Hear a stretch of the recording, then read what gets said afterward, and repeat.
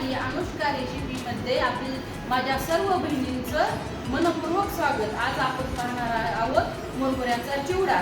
चिवडा आपल्याला मधल्या वेळेत खाण्यासाठी किंवा मुलांना टिफिनला देण्यासाठी किंवा कुठं आपण ट्रिपला चाललो तर सोबत घेऊन खाण्यासाठी, तर त्यासाठी लागणारे साहित्य, चिवड्यासाठी लागणारे साहित्य मुरमुरे, फोडणीसाठी मोहरी, जिरे, हळद, तेल, धने पावडर, मीठ, लाल मिरची पावडर, खोबरं, मिरची, लसण, कढीपत्ता, कोथिंबीर, डाळवं आणि तीळ आणि शेंगदाणे। चला तर आपण मुरमुरे गरम करून घेऊयात।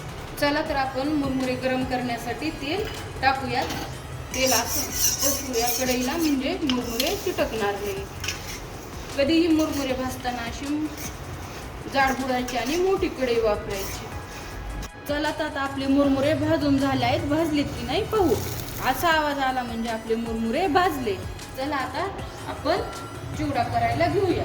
आता आपलं तेल गरम झालं आहे। आता आपण त्यालाच मोहरी टाकून घेऊया।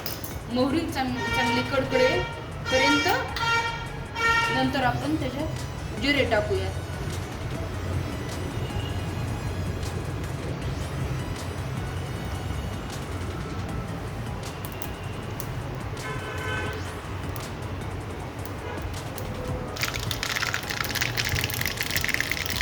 चला आता आपली मोहरी तडतडून झाली। आपण त्यात जिरे टाकूया, नंतर लसूण टाकूया। चांगला गुलाबी परतून घेऊया।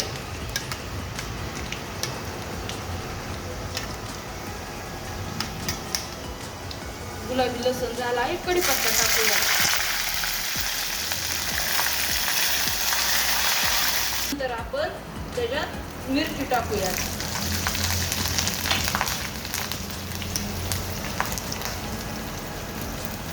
नंतर आपण त्यात शेंगदाणे, मी ते शेंगदाणे जास्तच वापरले कारण आमच्याकडं शेंगदाणे चिवड्या जास्त आवडतात। तुम्ही तुमच्या आवडीनुसार शेंगदाणे टाका।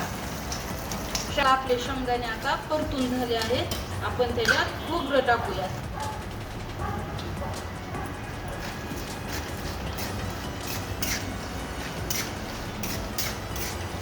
आता आपलं खोबरं ब्राऊन झालं आहे। आपण त्याच्यात डाळवं टाकून घेऊया।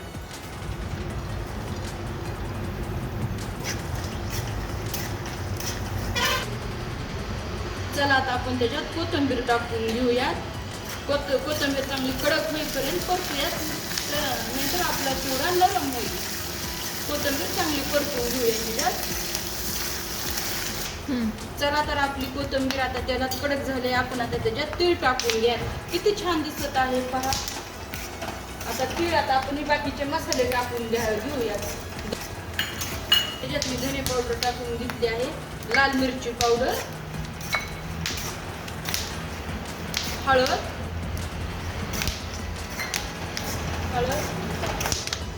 आणि थोडीशी साखर पूर्णपणे ऑप्शनल आहे, पण साखरेमुळं छान चव लागते।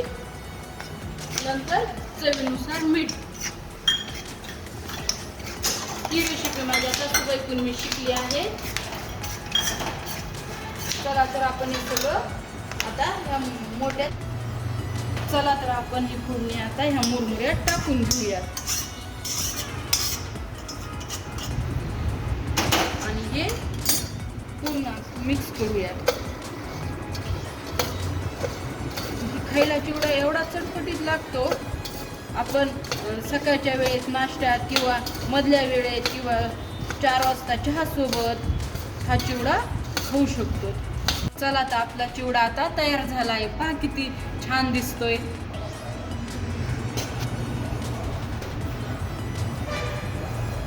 माझीच रेसिपी ट्राय करा आणि तुम्ही असा छान चिवडा बनवा। हाय फ्रेंड्स, मी आताच माझं न्यू चॅनल स्टार्ट केलं आहे। असाच मला सपोर्ट करत राहा।